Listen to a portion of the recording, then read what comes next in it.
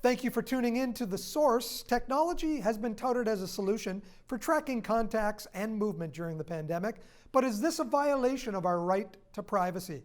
Assistant Professor Aaron Mauro from Brock's Center for Digital Humanities has some valid concerns. Welcome again, Dr. Mauro. Nice to see you. Thanks for having me very much. What are your concerns about these apps being used to track our movements?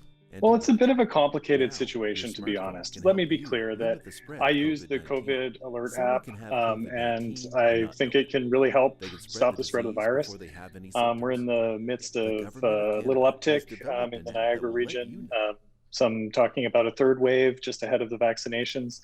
And so it's still a time to be careful. But really, the occasion for this conversation really comes on the heels of the first interim report on the COVID-19 exposure notification system, which was published by the body out of the federal government that was overseeing the development of the app. And really, we're seeing that in this really strange anniversary that we're having really on the release of the app, as well as the closures that we've seen in Ontario, is that the app wasn't really taken up very much by Canadians. It was just downloaded 20,000 times, which is not an indication of individual users, but merely the number of times it was downloaded, which represents about 16% of Canadians. And that's not really a great uptake, and it's not enough, as according to researchers, to really have a market effect on the contact tracing and stopping the spread of the virus. And so we have some concerns, certainly in terms of the adoption and the use of the app. But it's also the standard, the technology that underlies the app that was developed by Google and Apple that I think gives us some pause for concern. Some people, I think, were very shocked at the fact that when Dr. Hirji, our medical officer of health, would talk about the spread of the virus, he would mention cell phone movement. And I think a lot of people didn't really think that our movements were being tracked as well. Right. And so I think that it's an interesting kind of realization in times like this, when we have an occasion to look at the technologies that we use every day and really consider them kind of anew. And so when this new functionality was rolled out, it was a real promise. It was something that emerged in March of 2020. Very little was known about the virus, and vaccines were really just a distant hope.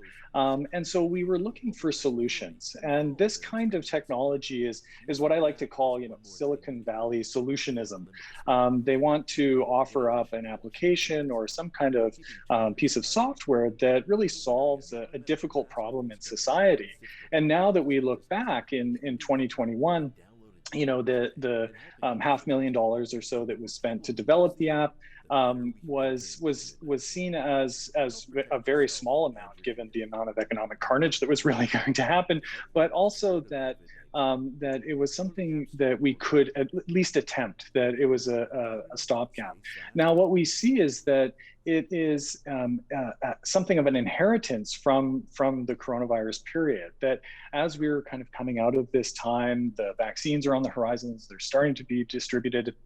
We're still being vigilant with our mask wearing and our social distancing, limiting our interactions with our loved ones and things. That kind of vigilance was an important step, and the app was a digital version of that kind of vigilance.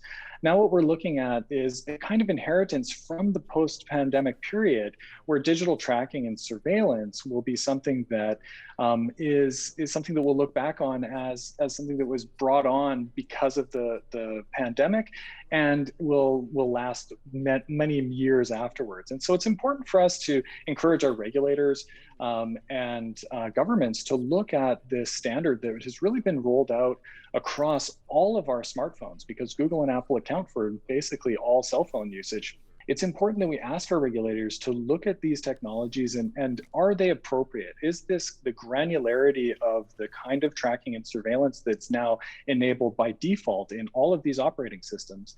Is this something that we want to have in the cell phones generally after the pandemic is over?